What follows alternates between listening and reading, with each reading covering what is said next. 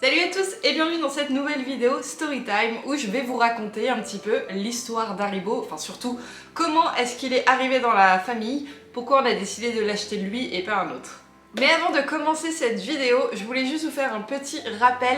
N'oubliez pas que vous avez un lien qui vous donne accès à mon site internet directement en barre d'informations sous cette vidéo. Et pourquoi je vous en parle? Tout simplement parce que la nouvelle collection est enfin arrivée, je vous l'ai déjà dit. Mais je me permets de vous faire une petite piqûre de rappel. Et aussi, actuellement, c'est le début des soldes. Du coup, on vous a mis quelques articles à moins 50%. Donc c'est le moment d'aller en profiter.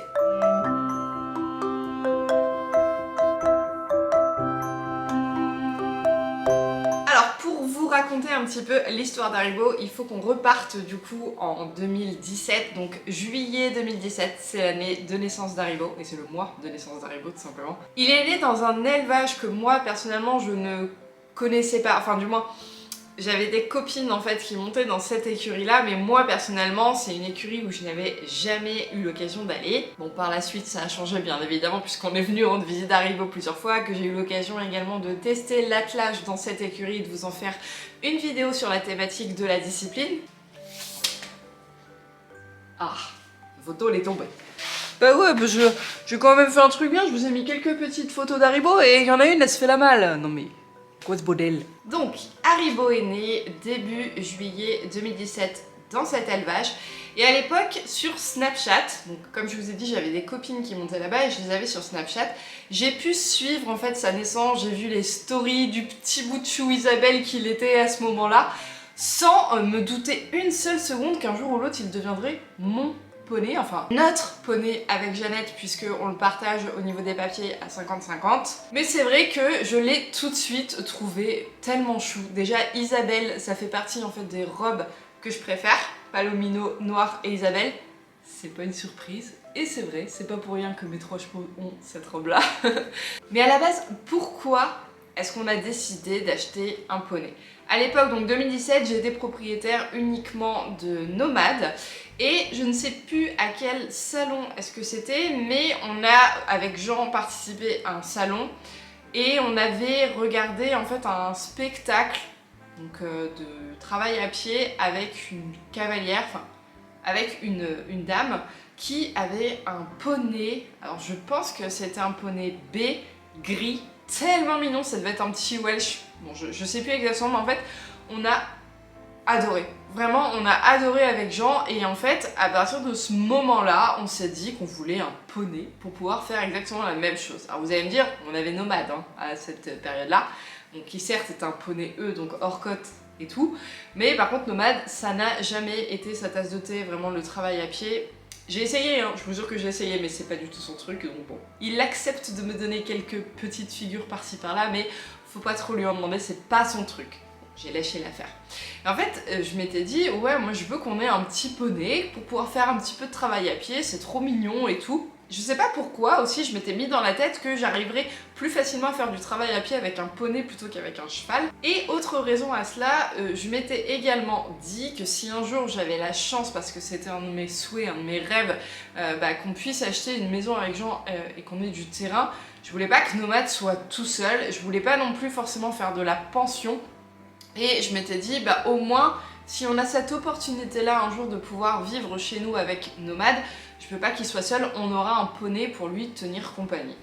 Voilà, on était parti dans cette optique-là. Et à l'époque, on n'avait pas aussi d'enfants, mais on avait ce projet-là. On s'était dit aussi que si, par le plus grand des bonheurs, notre futur enfant décidait de monter à poney, il aurait également son poney. Voilà, donc... dans l'optique, on était parti sur un poney et un Shetland. Vous vous doutez bien que les projets ont changé puisque Haribo n'est pas du tout un Shetland. Mais bref, on était parti sur ce projet-là de prendre un petit Shetland. Et donc bref, je me mets à chercher des petites annonces de Shetland et je tombe sous le charme de l'annonce d'une très mignonne petite ponette. C'était un bébé, je sais plus quel âge elle avait, mais c'était une pouliche en fait. Pi Palomino, donc je vous mets une photo, celle de l'annonce juste ici. D'ailleurs, si vous souhaitez, il y a la vidéo en fait de cette visite, si vous remontez très loin dans ma chaîne puisque c'était à l'automne 2017. Mais bon bref, la vidéo complète est disponible sur ma chaîne YouTube, il vous suffit d'aller fouiller. J'appelle la personne, je prends rendez-vous et on fait quelques heures de route pour se rendre dans cette écurie qui était une sorte de ferme pédagogique. Et après avoir discuté du coup avec la propriétaire, en fait elle faisait une sorte de travail d'équithérapie avec des enfants handicapés ou pas que. Et enfin bref, j'avais trouvé le petit coin super sympa, il y avait plein de petits animaux, il y avait un cochon, il y avait des chefs, enfin c'était vraiment bah ouais, le principe d'une ferme pédagogique. Et donc elle avait sorti et présenté cette petite poulie, je sais même plus comment elle s'appelait, je crois que c'était une F au niveau de la lettre, mais bref. Donc elle était beaucoup moins belle que sur la photo qu'on a vue parce qu'elle avait son gros poil de nounours, bon on voyait plus très bien les taches de son pis, mais j'ai bien reconnu que c'était celle-ci, hein. Par contre, elle était très petite. Effectivement, en fait je pense que c'était un mini Shetland puisqu'elle faisait 75 cm. Alors certes on n'a pas pu faire grand chose avec elle, vous vous en doutez bien, mis à part la brosser, la promener en main, la câliner, c'est tout ce qu'on pouvait faire. Mais c'est vrai que sur le chemin du retour, on s'est posé pas mal de questions, hein, bien évidemment, comme j'imagine tout cavalier qui va voir un cheval pour potentiellement l'acheter. Sur le moment, vous êtes sous le charme, mais quand vous rentrez, eh ben vous pesez le pour et le contre. Et il y a eu beaucoup plus de contre que de pour, simplement parce que, bon, elle était très petite, c'est vrai, et comme je vous l'ai dit, bon, faire du travail à pied en soi n'aurait absolument pas posé de problème. Potentiellement faire monter un enfant dessus, je pense que ça ne l'aurait pas fait, hein, 75 cm c'est trop petit et en termes de poids de cavalier, eh ben, j'aurais été très vite limitée. Et autre chose, mais que je ne savais pas encore à l'époque où je suis allée voir cette ponette, c'est qu'en fait, moi étant majeure, si je veux pratiquer l'équifile en compétition, eh ben, il faut savoir que j'ai l'interdiction de le faire avec un Shetland. Voilà, je ne peux pas, c'est à partir du poney B. Bon, bah du coup... petite ponette, on n'a pas donné suite à cette visite.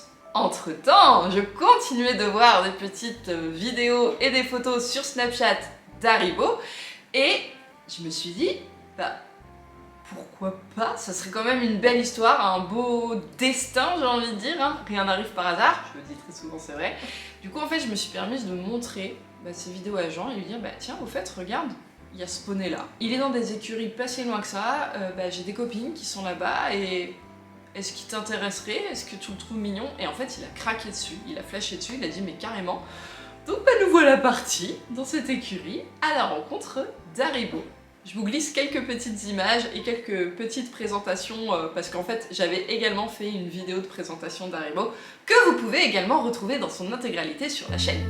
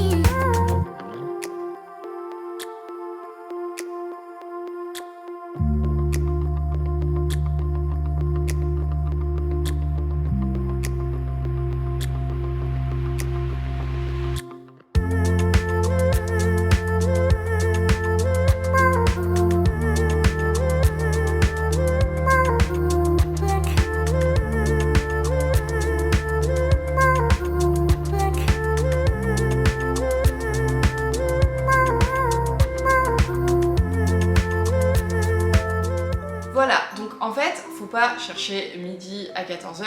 C'est vrai qu'on était à la recherche d'un poney, on n'avait pas plus de critères de choix en fait que ça. C'était pas comme avec Nomad ou comme avec iBoy, j'avais pas d'objectif particulier moi de monter, de faire de la compétition, etc. Donc au niveau on va dire visite veto, on n'en a pas passé à Haribo. C'est peut-être une erreur de notre part mais c'est quelque chose qu'on n'a pas fait alors que j'en ai fait une pour Nomad et j'en ai fait une pour iBoy.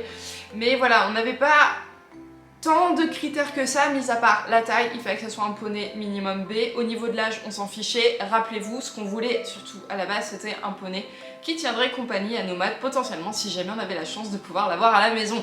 Voilà. Donc on est allé le voir plusieurs fois.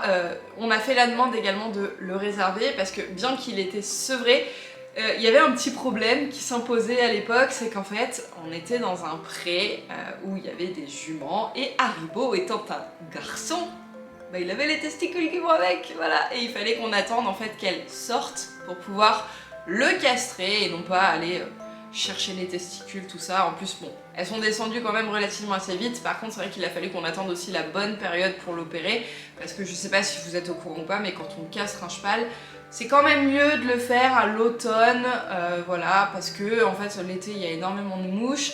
Et bah, les mouches sont porteurs de bactéries, de tout ça, donc c'est vrai que quand on castre un animal, si on peut éviter de venir mettre des bactéries au niveau des cicatrices de la plaie, etc., bah c'est quand même mieux. Donc on a attendu en fait l'automne pour pouvoir le castrer. Ensuite on l'a ramené. Et l'histoire d'Haribo, la suite, et bah, si vous me suivez, vous êtes au courant de ce qu'il en est. Voilà, donc pour l'instant, si on récapitule, effectivement c'est un poney qui a tenu compagnie à Nomad, mais pas que, parce qu'en fait on n'a jamais eu l'opportunité d'avoir Nomad à la maison, donc il y avait d'autres chevaux avec lui, soit. C'est un poney donc qui n'est plus B, il est passé C, oui parce que je vous l'ai pas précisé mais en fait à la base ses parents sont tous les deux B, on pensait pas qu'Haribo serait aussi grand. Alors c'est vrai que je l'ai pas mal complémenté, il avait pas mal de CMV etc. donc potentiellement la croissance, voilà quoi. Mais dans tous les cas, il a la taille qui me permettra, si je le souhaite, de faire des concours d'équiphilie avec lui. Et autre chose aussi, qui était un de nos plans potentiels, et bah Haribo, il a eu Lana sur le dos, voilà. J'espère en tout cas que cette petite vidéo vous a plu et que bah, ces petites images aussi, flashback d'Haribo lorsqu'il était tout bébé, vous ont fait plaisir. C'est quelque chose que les plus assidus d'entre vous, les plus fidèles, les plus anciens connaissent peut-être. Mais en tout cas, ça m'a fait également très plaisir de faire une petite piqûre de rappel à ces personnes. Et puis bah, pour tous ceux qui nous ont rejoints au cours des précédentes années et qui n'étaient pas là avant l'arrivée d'Haribo et avant 2017 en fait, et bah voilà, vous savez tout. Au final on n'aura eu que 2 visites, voilà, la petite ponette que vous avez vue avant et bah Haribo, ça s'est fait assez rapidement. En attendant la prochaine vidéo, je vous fais d'énormes bisous, prenez soin de vous et prenez soin de vos chevaux. Salut!